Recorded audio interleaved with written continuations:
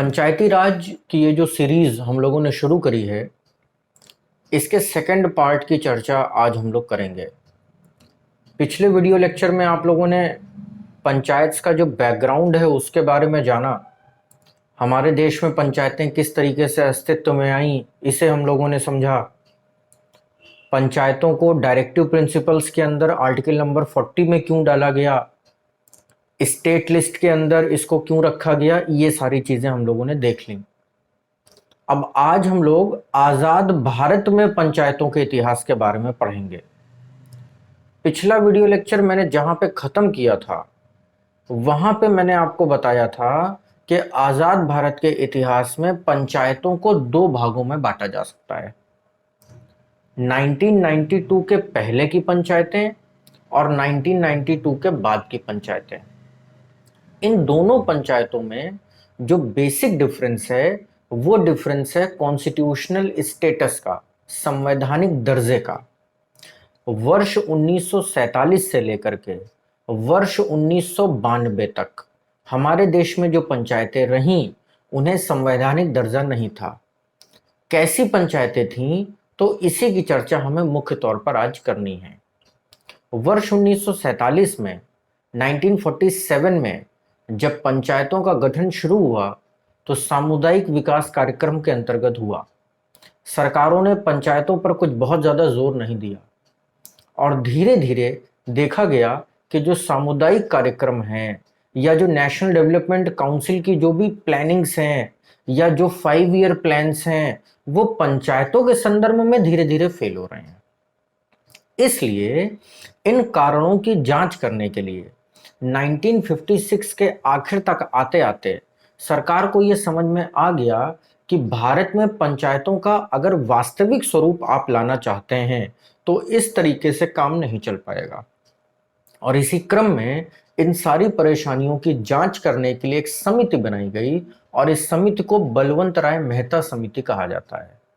और यही रीजन है कि बलवंत राय मेहता को ही भारत में आधुनिक पंचायतों का जनक कहा जाता है, father of the modern panchayats कहा जाता है। 1957 में जनवरी के महीने में 16 जनवरी 1957 को बलवंत राय मेहता की अध्यक्षता में इस समिति को बनाया गया और कहा गया कि आप यथासंभव यथाशीघ्र इस बात की जांच करिए और अपनी रिपोर्ट सरकार को दीजिए कि भारत में पंचायतों का स्वरूप कैसा होना चाहिए। बलवंत राय मेहता ने अपने काम में तेजी दिखाते हुए एक साल से भी कम समय में 24 नवंबर एंड द सेम ईयर 1957 को ही अपनी ये रिपोर्ट सरकार को सौंप दी। और अपनी इस रिपोर्ट में बलवंत राय मेहता ने जो सिफारिशें करी, उन सिफारिशों में जो मुख्य सिफारिश थी वो थी पंचायतों का 3 टियर सिस्टम, पंचायतों का त्रिस्तरीय सोपान। त्रिस्तरीय सोपान का मतलब ये हुआ कि गांव के स्तर पर ग्राम पंचायत होगी और कई सारे गांवों को जब आपस में मिला दिया जाएगा तब एक नगर पंचायत होगी या उसे ब्लॉक पंचायत कहा जाएगा, और जब कई सारे ब्लॉक्स को आपस में मिला दिया जाएगा तब फिर वो जिला पंचायत कहलाएगी। हालांकि जिला पंचायत बनने के लिए 2 मिलियन की आबादी की भी एक शर्त यहाँ पर रखी गई। बलवंत राय मेहता की सिफारिशों में अन्य भी कई सारी सिफारिशें थीं, जैसे कि जिला पंचायत का जो चेयरमैन होगा वो एक्स ऑफिसर डिस्ट्रिक्ट मजिस्ट्रेट होगा। इसी प्रकार से पंचायतों का कार्यकाल 5 वर्ष का होगा। इसी प्रकार से पंचायतों को स्पेशल ऑटोनॉमी होगी, अपने कानून स्वयं बनाने की शक्ति होगी। ये सारी सिफारिशें बलवंत राय मेहता ने सरकार से करी और फाइनली 24 नवंबर 1957 को ये रिपोर्ट सरकार को सौंप दी गई। सरकार को इस रिपोर्ट में कोई कमी नहीं नजर आई और सभी लोगों ने इस बात को एक सुर में माना कि बलवंत राय मेहता ने जो भी अनुशंसा की है, जो भी सिफारिशें की हैं, उन्हें एज इट इज मान लिया जाना चाहिए। और सबको ये लगने लगा कि शायद कहीं ना कहीं बलवंत राय मेहता की वजह से ही गांधी जी का सपना अब साकार होने जा रहा है। जिस ग्रामीण आत्मनिर्भरता की भारत गांधी जी वकालत करते थे उसे अब पूरा किया जा रहा है। इसीलिए वर्ष 1959 में इन द ईयर ऑफ 1959 2 अक्टूबर को इन पंचायतों की शुरुआत कर दी गई। तो ये जो पंचायतों का 3 टियर सिस्टम था, इस 3 टियर सिस्टम को 2 अक्टूबर 1959 को राजस्थान के नागौर जिले से प्रारंभ कर दिया गया था। 2 अक्टूबर को इसीलिए प्रारंभ किया गया था क्योंकि सरकार का ये मानना था कि ये जो कुछ भी हो पा रहा है ये कहीं ना कहीं गांधी जी की वजह से ही हो पा रहा है। तो इसलिए अगर हम इसे गांधी जी को डेडिकेट करेंगे तो बहुत अच्छी बात रहेगी। तो इस तरीके से भारत में आधुनिक पंचायतों की शुरुआत हो जाती है। कब से हो जाती है? 1959 में हो जाती है। अब 1959 का ये जो स्टेटस आप यहाँ पे देख रहे हैं, इसके बैकग्राउंड में जो हीरो हैं वो हैं बलवंत राय मेहता। तो इसलिए बलवंत राय मेहता से रिलेटेड जो भी क्वेश्चंस आपसे पूछे जाएं, चाहे father of the modern panchayat आपसे पूछा जाए, चाहे पंचायतों का 3 टियर सिस्टम कौन लेके आया, चाहे आपसे ये पूछा जाए कि 3 टियर सिस्टम होता क्या है, तो इन सारे सवालों का जवाब अब आपको मिल गया होगा। साथ ही साथ आपको डेट भी क्लियर हो गई होगी, 2 अक्टूबर 1959। लेकिन यहां पे अभी एक छोटी सी कमी आपको नजर आती है। वो कमी ये नजर आती है कि अभी भी पंचायतों को कॉन्स्टिट्यूशनल स्टेटस नहीं है। तो इस कॉन्स्टिट्यूशनल स्टेटस को देने के लिए एक अगली समिति बनती है 1986 और 1987 में, LM सिंधवी कमेटी। ये जो सिंधवी साहब थे ये रिटायर्ड जज थे, और जब आप एक जज को एक कोई भी टास्क पूरा करने की कमान सौंपते हैं तो जाहिर सी बात है वहां पे जुडिशियल अप्रोच रखा जाता है। तो 1992 के पहले की जिन पंचायतों की बात मैं आपसे कर रहा हूं उसमें 2 समितियां आपको पढ़ना बहुत ज्यादा जरूरी है। पहली तो बलवंत राय मेहता समिति, जो आपने समझ लिया क्या होती है, और फिर सेकंड नंबर पर आती है LM सिंधवी समिति। सिंधवी समिति को क्यों अपॉइंट किया गया था? तो उसका रीजन ये था कि 59 के बाद पंचायतें हमारे देश में शुरू तो हो गई। राजस्थान के बाद में 2 अक्टूबर को राजस्थान ने पंचायतों को अपनाया और 11 अक्टूबर को आंध्र प्रदेश ने पंचायतों को अपना लिया, और धीरे धीरे करके लगभग सभी राज्यों ने अपना लिया। लेकिन अभी भी आप देख रहे हैं कि इसमें यूनिफॉर्मिटी नहीं है, समरूपता नहीं है। समरूपता कब होगी? जब एक देश एक विधान होगा। अगर हर राज्य पंचायतों को लेकर के अपना अलग कानून बनाएगा, जैसा कि मैं आपको पिछले वीडियो लेक्चर में भी बता चुका हूं कि यूपी पंचायत एक्ट अलग है, MP पंचायत एक्ट अलग है, राजस्थान पंचायत एक्ट अलग है, बिहार पंचायत एक्ट अलग है। तो अगर हर राज्य पंचायतों को लेकर के अपने यहाँ अलग अलग कानून बनाएगा तो एक देश एक विधान की कल्पना नहीं पूरी हो पाएगी। तो कहीं ना कहीं इसमें भी कमी आने लगी। हालांकि 3 टियर सिस्टम एकदम बेस्ट चीज थी, उसमें कहीं कोई कमी नहीं थी। तो सिंधवी समिति को यही कहा गया कि आप एक ऐसा सॉल्यूशन कोई निकालिए जिससे पंचायतों के मामले में पूरे देश में यूनिफॉर्मिटी आ सके। अब पूरे देश में यूनिफॉर्मिटी को लाने के लिए सिंधवी साहब ने जो अपनी रिपोर्ट दी, उस रिपोर्ट में इन्होंने पंचायतों को कॉन्स्टिट्यूशनल स्टेटस दिए जाने की वकालत की। स्पष्ट रूप से सिंधवी रिपोर्ट में कहा गया कि पंचायतों को जब तक संवैधानिक दर्जा नहीं दिया जाएगा, अर्थात संविधान में संशोधन करके एक नया भाग जोड़ना पड़ेगा जो सिर्फ पंचायतों से संबंधित हो।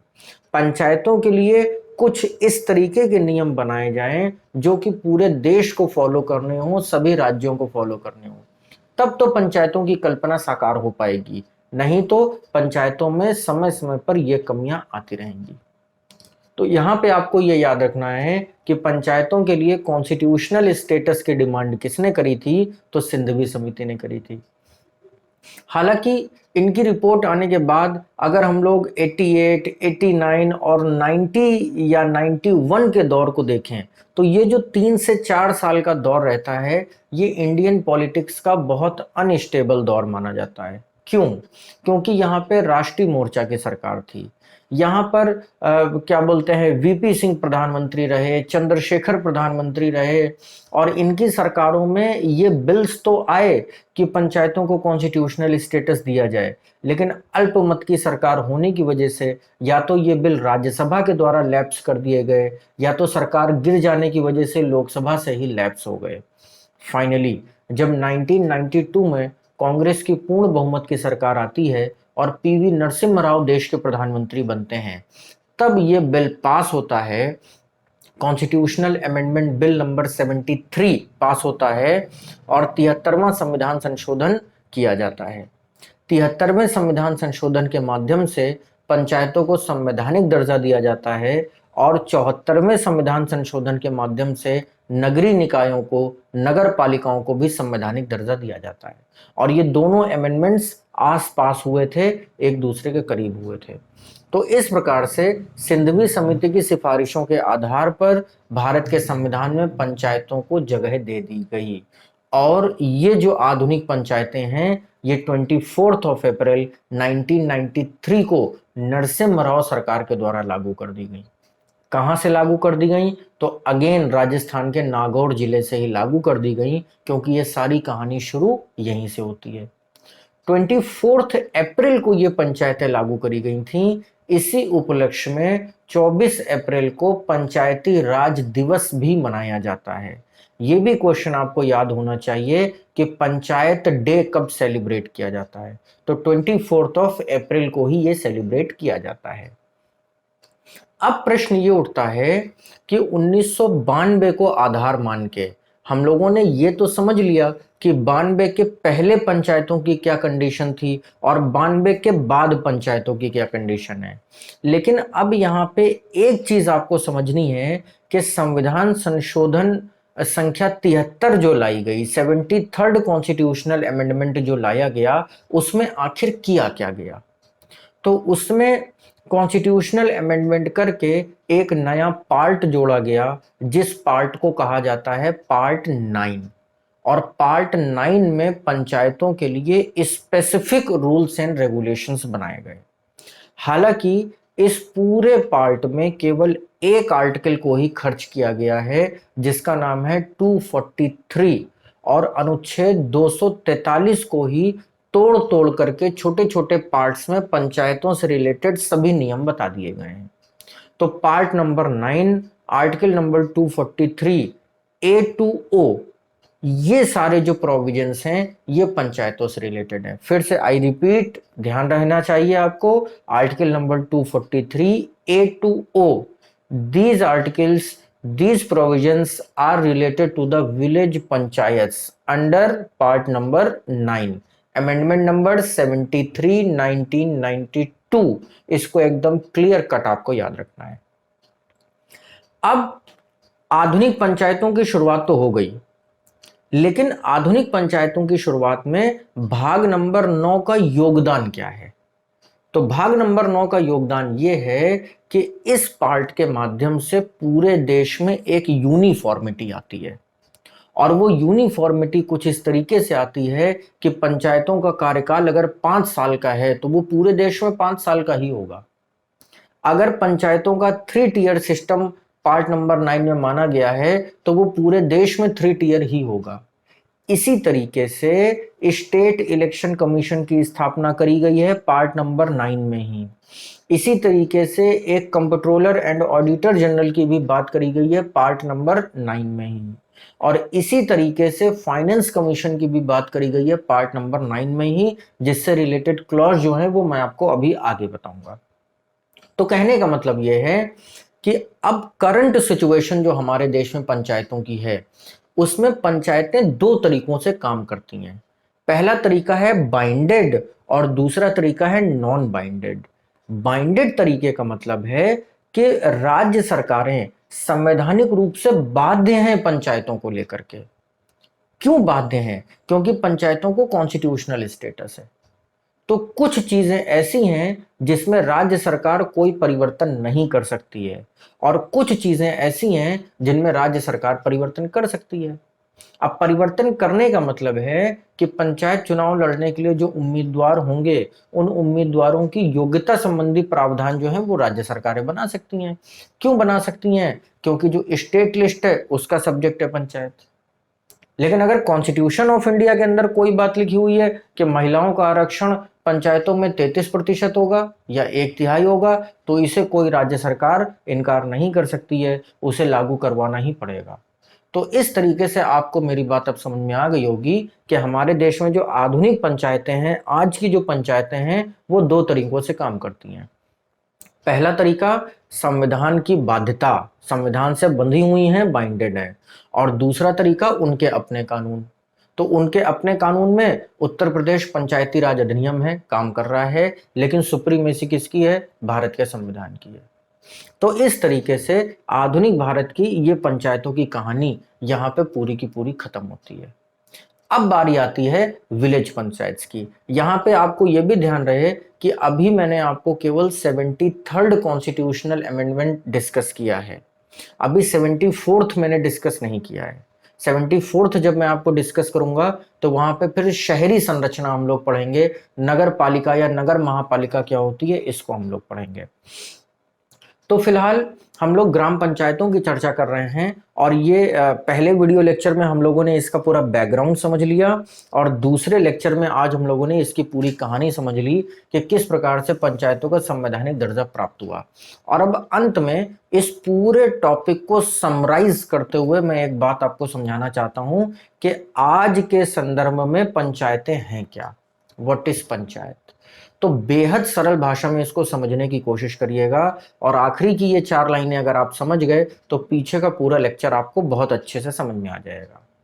आप लोग अच्छी तरीके से जानते हैं कि हमारे देश में लेजिस्लेचर है, विधायिका है, और विधायिका का काम है कानून बनाना।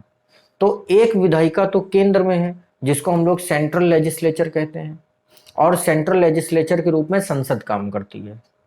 इसी तरीके से एक विधायिका राज्य में है जिसको हम लोग स्टेट लेजिस्लेचर कहते हैं, और स्टेट लेजिस्लेचर के रूप में राज्य विधानसभा काम करती है। तो जिस तरीके से एक सरकार केंद्र में होती है, एक सरकार राज्य में होती है, तो क्या कोई सरकार आपके जिले में भी होती है? आपके जिले के ऊपर भी कोई सरकार होती है? तो पहले ऐसा नहीं होता था, लेकिन अब ऐसा होता है। तो जी हां, जिले में भी सरकार होती है, और जिले की इसी सरकार को हम लोग लोकल गवर्नेंस कहते हैं, स्थानीय शासन कहते हैं। और जिले की सरकार को 2 भागों में बांटा जाता है। जो शहरी क्षेत्र होते हैं वहां पे इस सरकार को म्यूनिसिपल्स कॉरपोरेशन कहा जाता है, और जो ग्रामीण क्षेत्र होते हैं वहां पे इस सरकार को पंचायत कहा जाता है। तो कंक्लूजन के रूप में अब आपको समझ में आ गया होगा कि पंचायत क्या होती है। तो पंचायत आपके जिले के स्तर की एक सरकार होती है। इसका संबंध ना ही राज्य सरकार से होता है, ना ही केंद्र सरकार से होता है। जिले के स्तर की ये सरकार जिले के स्तर पर, ब्लॉक के स्तर पर और गांव के स्तर पर कानून बनाने का काम करती है। साथ ही साथ लोकल एडमिनिस्ट्रेशन को बढ़ावा देती है, स्थानीय स्वशासन को बढ़ावा देती है, ग्रामीण आत्मनिर्भरता को बढ़ावा देती है, और ये सरकार गांधीवादी सिद्धांतों पर आधारित है। गांधी जी के सपनों को साकार करने में दिन रात लगी हुई है। तो इस तरीके से मैं आज की अपनी चर्चा यहाँ पे समाप्त करूंगा। अगले वीडियो लेक्चर में अब मैं आपको ग्राम पंचायतों का गठन और इससे संबंधित सभी प्रावधान पढ़ा दूंगा, और फिर उसके बाद हम लोग शहरी पंचायतों की तरफ चलेंगे। तो आज के इस लेक्चर में अगर आपको कोई डाउट है तो आप निश्चित तौर पर मुझसे पर्सनल कांटेक्ट करके पूछ सकते हैं, कमेंट बॉक्स में कमेंट करके पूछ सकते हैं, या और बेहतर कैसे बनाया जाए अपने इन वीडियो लेक्चर्स को, इसके लिए अगर आप कोई सुझाव देना चाहते हैं तो आपके सुझावों का भी हमेशा स्वागत रहेगा। तो पढ़ते रहिए, सीखते रहिए। हम लोग मिलते हैं अगले वीडियो लेक्चर में। Thank you.